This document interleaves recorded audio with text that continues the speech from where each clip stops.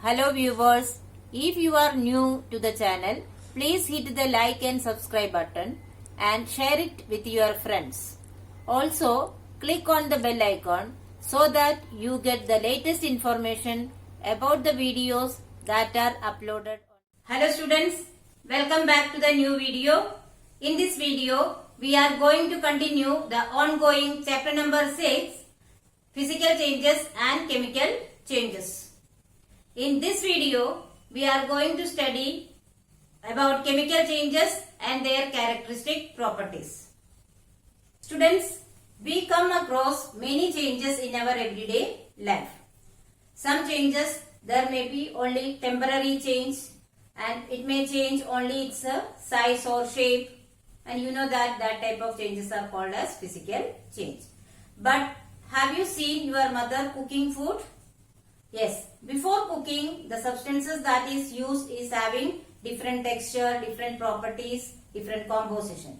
But after cooking, do the same properties remain? No, they are totally different. Similarly, you must have tasted curd. Curd is sour in taste. Do you know from where curd is made? Curd is made from milk or using milk. So, after the formation of curd, the properties of milk and curd are totally different. So what is actually happened there? In that process of curdling, a new substance is formed. Similarly, while cooking, the new substances are formed. So what is this type of changes called? Yes, this type of changes are called chemical changes. So what is a chemical change? Let us see. A change in which one or more new substances with different properties are formed is called a chemical change. So what is the main point?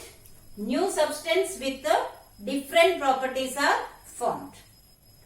So we can say that the chemical change is also called as chemical reaction, because after the change or after the reaction, totally new substances are formed. Their chemical composition changes. Therefore, chemical change is also called as a chemical reaction. We can say that in a chemical change, the molecular composition of substances are changed, and that is the reason we get new substances. If the molecular composition changes, that will be a new substance. So we can say that in a chemical reaction or chemical change, molecular composition of the substances are changed. Why do we need to study about chemical changes? Yes, chemical changes are very important in our life. Do you know why? Because all the new substances are formed as a result of chemical changes. You know that chemical changes are also called as chemical reactions. So, many new substances are formed as a result of chemical reaction. Examples of chemical changes are digestion of food, ripening of fruits, germination of seed, curdling, cooking, etc. These are the certain processes that is going on in our everyday life. All these are the examples of chemical changes. Now, there are certain substances like medicines, plastics, detergent, etc. which are very essential for our everyday life, and that is prepared by the series of chemical reactions. So all these new substances are produced as a result of chemical changes or chemical reaction. Therefore, chemical changes are very important in our day-to-day life. Now, let us discuss some characteristics of chemical changes. Chemical changes are permanent and irreversible. It is a permanent change. We cannot bring back that into the original condition. Therefore, it is irreversible changes. And you know that in a chemical change, new substances are produced. Next, a gas may be formed producing bubbles. See, in the reaction between baking soda and vinegar, when we add a pinch of baking soda in the vinegar, which is an acid, it produces certain gas. The bubbles come out. Actually, the bubbles are carbon dioxide gas. What does it shows? The chemical reaction has taken place, and as a result, a new substance is formed, and since carbon dioxide is in the gaseous form, it comes out as bubbles. So actually it is an evidence that chemical reaction has taken place. Next, a color change may take place. Do you remember, children, in the previous chapter we did the activity in that when the China rose solution is added in vinegar, that is an acid, a bright pink color, that is magenta color is formed. And that color formation is an evidence that chemical reaction has taken place. So in a chemical change, there can be a color change also. Next, sound may be produced. This you all are very much familiar with. When firecrackers are burnt, it produces sound. How is that sound formed or produced? That is due to the chemical reaction that takes place in the firecrackers. So again, it is an evidence that the chemical reaction has taken place.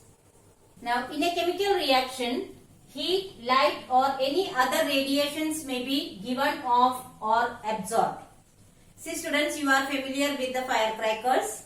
When a firecracker is burnt, it gives out light. It is due to a chemical reaction that takes place in the firecracker. Now, chemical reactions in which heat is absorbed or given out. Accordingly, it has got two names. A reaction in which heat energy is released or given out is known as exothermic reactions. Exo means to give out. Example is calcium oxide plus water gives calcium hydroxide plus heat. Calcium oxide is quicklime. When it is dissolved in the or when it is put in the water, it gets absorbed, it gets dissolved in it and form the calcium hydroxide. Calcium hydroxide is known as slaked lime, and in that reaction lots of heat is produced. And the reactions in which heat is absorbed, that is known as endothermic reactions. So example is carbon plus sulfur gives carbon disulfide. Another example is radiations. See, you all are familiar with the ozone gas. Our earth is covered by a layer of ozone layer. Okay. So this ozone layer absorbs the ultraviolet radiations coming from the sun. Actually, ozone layer is known as a protective shield. Why do we call it so? Ozone layer absorbs the ultraviolet radiations and react in that reaction oxygen gas is produced. So if this ozone layer is not there, this ultraviolet radiations would have reached our earth's surface and can cause harm to all the living forms of the earth. The next characteristic is a change in smell may take place or a new smell may be given off. When the food gets spoiled, it gives out a foul smell.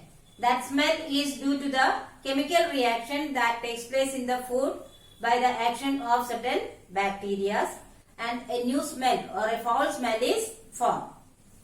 Next, formation of precipitate. Precipitate means the insoluble substance formed due to the chemical reaction. If the substance formed or the new substance formed is an insoluble one, that gets settled at the bottom of the container. That is known as precipitate. So, the formation of precipitate is a sure and characteristics of a chemical reaction or a sure evidence of chemical reaction. Now, let us discuss the differences between physical and chemical changes. First one, in a physical change, no new substance is formed. You know that in a chemical change, a new substance is formed.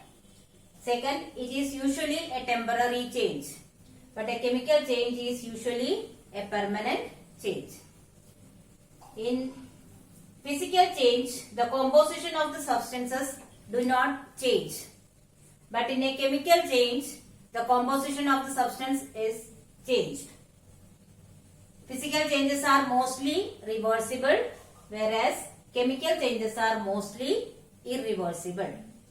The next point, heat or light may be given off or absorbed in a physical change. That means it is not sure, it can be, it may or may not be. But in a chemical change, heat or light is released or absorbed. So students, I hope you have understood the topics very well. But still, if you have any doubt, you can write in the comment section. I will surely try to solve it as soon as possible. Here are some review questions. Please solve it in your notebook. Thank you.